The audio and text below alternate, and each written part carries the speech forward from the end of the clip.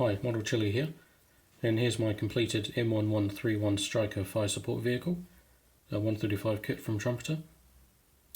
And I thought I'd skip straight to the painting part, as the actual kit itself was a very straightforward build. There was no major problems, no fit issues. Typical of Trumpeter kits, all the parts were fairly clean and went together really well, so I just thought the build wasn't really that interesting. Once you've put the whole together, it was just a case of just attaching all these small detailed parts. And the real fun of these kits, well, in my opinion anyway, is just the painting. So that's what we're skipping straight to. But as you can see, there's a few photo etch parts. All of this came with the kit. So we've got the engine grills, the gun shield, all these are smoke discharge fittings. But as you can see, I've pre-painted some of these details that were covered up once glued, just to make sure I get enough colour in there once it was all glued together. And yeah, so really impressed with these Trumpeter kits. This is my second actual vehicle I've made from the Stryker family. The first one was a Canadian Blav 3, which are very similar hull, but it's got a small turret on the top. And yeah, so there's really only one modification I've made to this kit, which was the turned wheel position. So in order to get those wheels in that position, I had to slice these pieces here, which was just one piece, so I had to slice that into, I think it was 5 different parts, and then move into a turned position, which didn't quite fit out, but I think that's just a limitation of the kit. But you won't see this most of the time anyway, but I thought it'd be quite interesting just to give the vehicle a bit more movement with the turned wheels. And yeah, so I'll be adding some accessories once painted, some crew equipment packs and jerry cans and tools. But yeah, so as far as the build goes, that's completed, and next step will be the primer, which I'll be using trusty old Tamiya surface primer, just the spray can. Now I'll be applying the base shadow coat, just using a Vallejo NATO Black.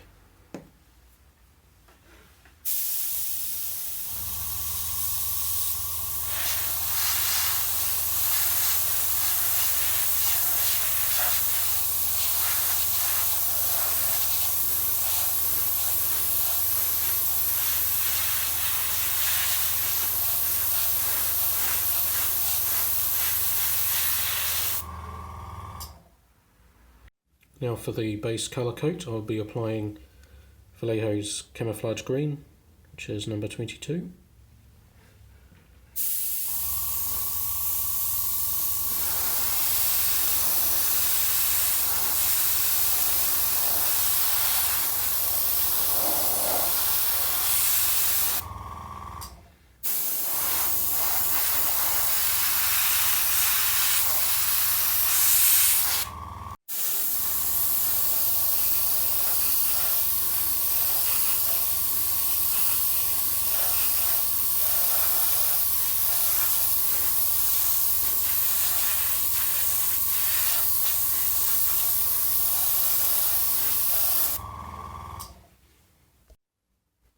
And for the final overcoat, I'm going to be using Vallejo Green, number 104.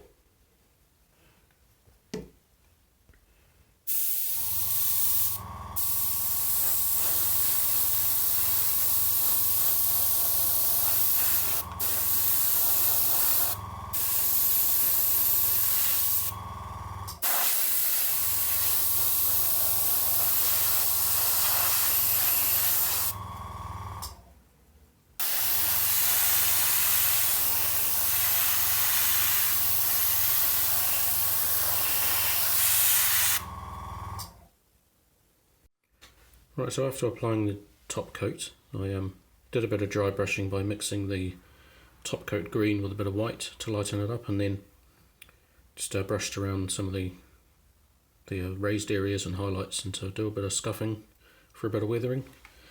And now I'm going to do the same with a bit of black. So just wipe all the paint off the brush as much as I can. And then just lightly brush along some of these raised areas, just to indicate a bit of use and a bit of weathering with the paint rubs and comes off the vehicle.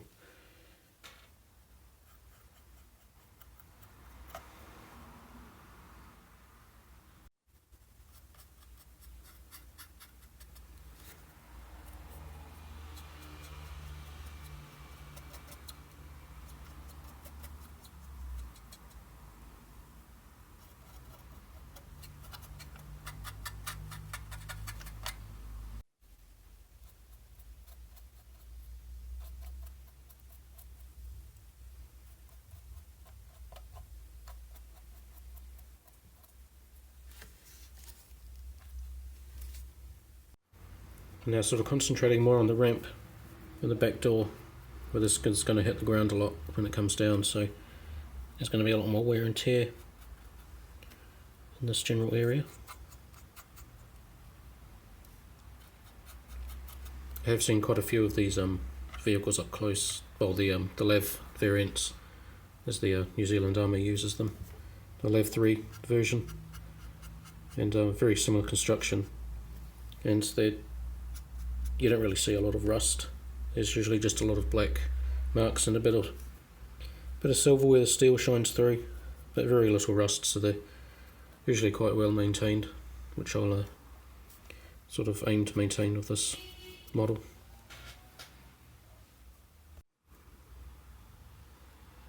And now just for a little bit of silver steel chipping, but not too heavy, just sort of really subtle, just in certain places.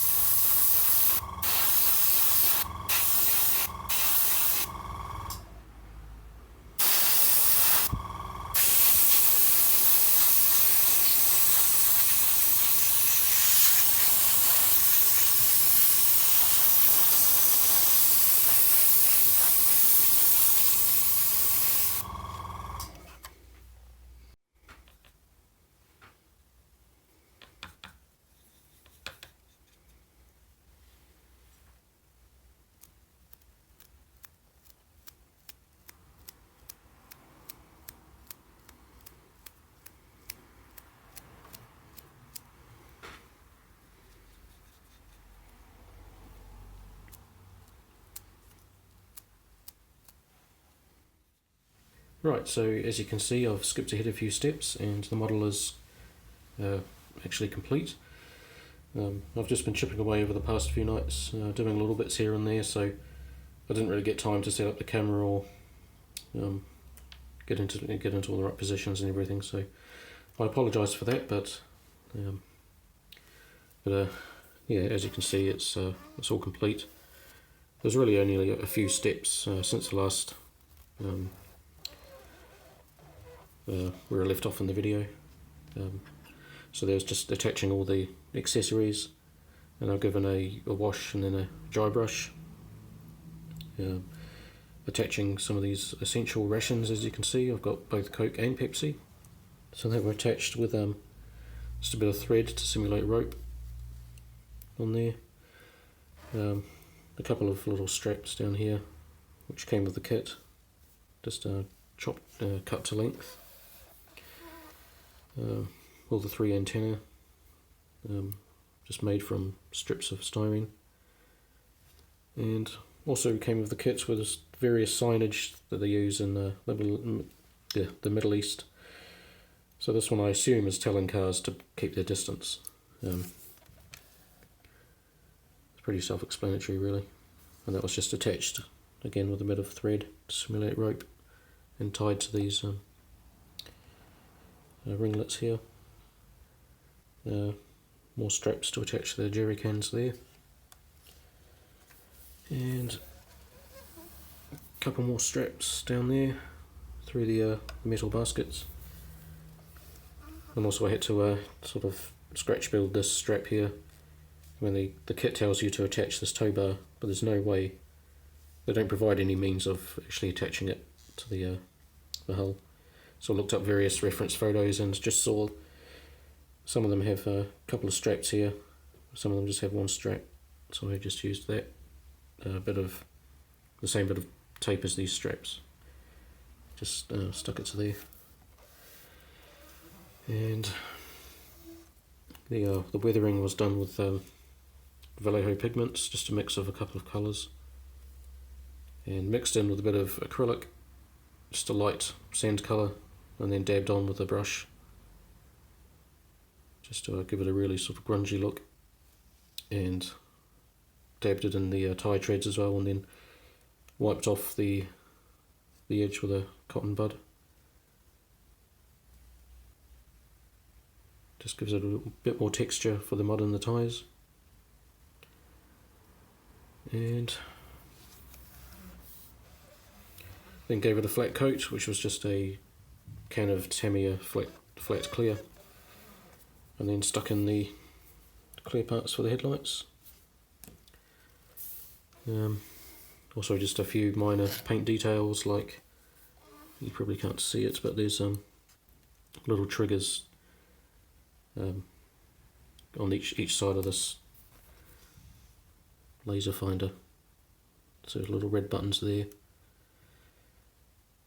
and little red bolts on the tow hooks there. And yeah, and that's done. So as I mentioned before, it was a pretty straightforward build, but I had a lot of fun painting and weathering everything, and this is the first time I've actually had a good chance to add crew accessories as well. So all these packs and straps, so that was a lot of fun as well. Yeah, so I've really enjoyed it, and I'm actually tempted to get another Stryker. There's so many different variants. I'd quite like to get the mortar version. There's the one that launches a tow missile. There's the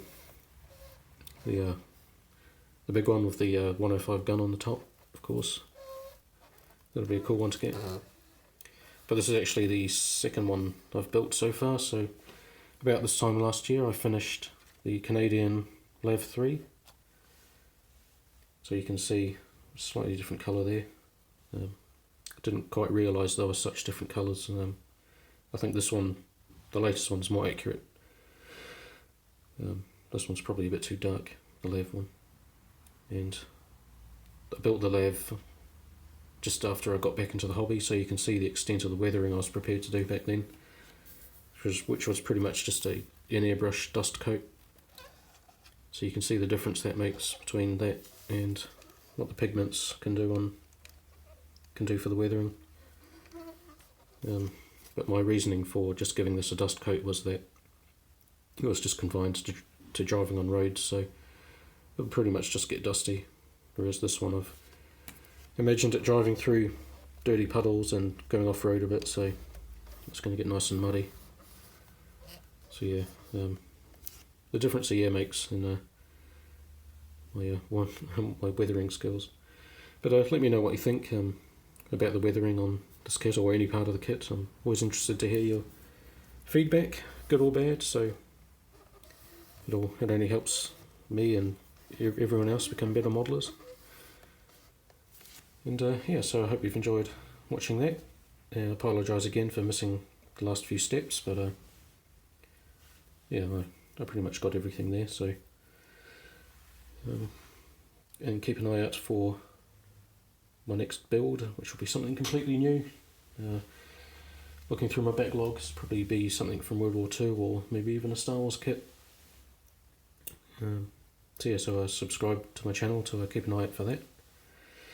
And if you've got any other comments or questions, please feel free to leave a comment on any of the tools or paints that I've used. I've always enjoyed engaging with the community and all of my viewers, so yeah, so I hope I get more questions. And yeah, so again, thanks for watching, and until next time, take care.